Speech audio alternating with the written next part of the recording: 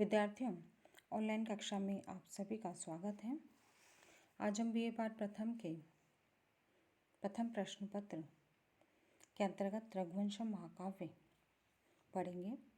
रघुवंशम महाकाव्य का प्रथम सर्ग हमारे सिलेबस में है और इसी में से हमारी श्लोकों की व्याख्या का कार्य चल रहा था। विद्यार्थियों, प्रथम सर्ग में महाराज दिलीप की चारित्रिक विशेषताओं का महाकवि कालिदास वर्णन कर रहे हैं। इसी क्रम में अगला श्लोक देखिए। तस्य दाक्षिण्ये रूढेन नामना मगध वंशजा पत्नी सुदक्षिणा इति आसीत् अध्वरस्य इव दक्षिणा। विद्यार्थियों, प्रस्तुत श्लोक में महाकवि कालिदास ने राजा दिलीप की पत्नी, जिनका नाम सुदक्षिणा था, इनके विषय में कहा है कि जिस प्रकार यज्ञ की पत्नी दक्षिणा थी, ठीक उसी प्रकार से मगध वंश में पैदा हुई सुदक्षिणा राजा दिलीप की पत्नी थी, जिनका नाम उदारता के कारण प्रसिद्ध था। विद्यार्थियों, साहित्य में यज्ञ की पत्नी का नाम दक्षिणा है। दक्षिणा को यज्ञ की पत्नी माना गया है। विद्यार्थियों, दक्षिणा यानी यज्ञ के पूर्ण होने पर दिया जाने वाला दान या भेंट है। ऐसा माना जाता है कि दक्षिणा प्रजापति की पुत्री थी और अध्वर यानी यज्ञ था और दक्षिणा उसकी भार्या थी। दक्षिण का अर्थ होता है उदार, शालीन होना, नम्र होना।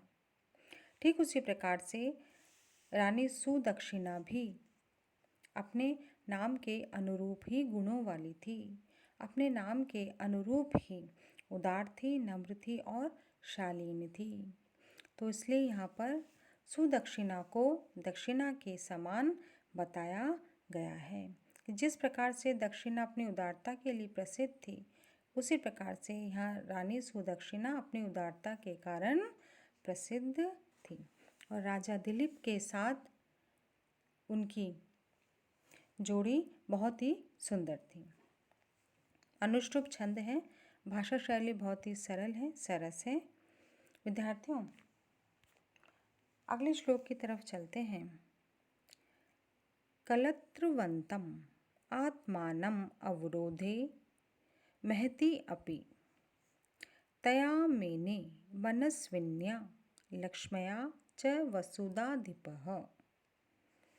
विद्यार्थियों, राजा दिलीप के अंतपुर के विषय में महाकवि कालिदास इस प्रकार से कह रहे हैं कि राजा दिलीप ने अनेकों विवाह किए थे और राजा दिलीप के अंतपुर में अनेक स्त्रियां थीं, अनेक पत्नियां थीं, किंतु उन सभी में सुदक्षिणा का स्थान सबसे अलग था। सुदक्षिणा उन सब रानियों में सबसे अधिक प्रभावशाली, सबसे अधिक श्रेष्ठ थी। सुदक्षिणा को जैसा मान सम्मान प्राप्त था, जो प्रतिष्ठा प्राप्त थी, वो किसी अन्य रानी को प्राप्त नहीं थी, क्योंकि सुदक्षिणा राजा दिलीप की मनोनुकूल भार्या थी। सुदक्षिणा मनस्विनी थी, राजा दिलीप के मन के अनुकूल रानी थी। तो यहाँ पर श्लोक में कहा है कि राजा दिलीप के बहुत सी स्त्रियां थी, तथापि उन मनस्विनी सुदक्षिणा तथा राजलक्ष्मी को ही वह अपनी स्त्री के रूप में मानते थे। राजा दिलीप सुदक्षिणा और राजलक्ष्मी अर्थात अपने राज्य को ही अपनी स्त्री के रूप में स्वीकार करते थे। विद्यार्थियों, राजा दिलीप के हृदय में सुदक्षिणा का स्थान प्रथम था और उसी के साथ साथ अपनी राजलक्ष्मी को भी वह उसी स्थान पर मानते थे। ऐसा इस श्लोक से हमें प्रतीत होता है। अगला श्लोक देखिए। तस्याम आत्मानुरूपाय जन्म समुत्सुकः विलंबित फलैः कालं सनिनाय मनोरथैः। प्रस्तुत श्लोक में सुदक्षिणा और राजा दिलीप दोनों के कोई संतान नहीं थी।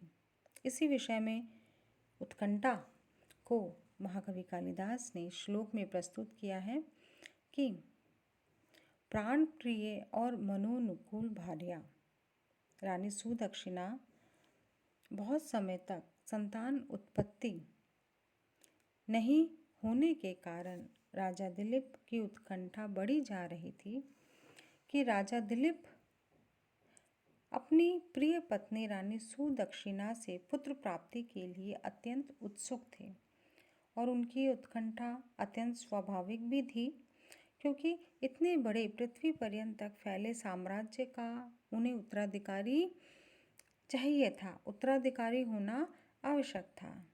इसीलिए राजा दिलीप को ये उत्कंठा रहती थी कि उनके मन के अनुकूल रानी सुदक्षिणा से उन्हें पुत्र की प्राप्ति हो। किंतु ये जो मनोरथ था सफल नहीं हो रहा था, लंबा समय व्यतीत हो रहा था, किंतु देर से फलने वाले अपने इस मनोरथ के साथ में उन्होंने समय बिताया। अर्थात उनका ये मनोरथ जो था वो बहुत समय तक पूर्ण नहीं हुआ, किंतु फिर भी उन्होंने बड़े ही धैर्य और नम्रता के साथ में इस समय को व्यतीत किया। विद्यार्थियों, अनुष्टुप छंद है, वैदर्भी शैली है।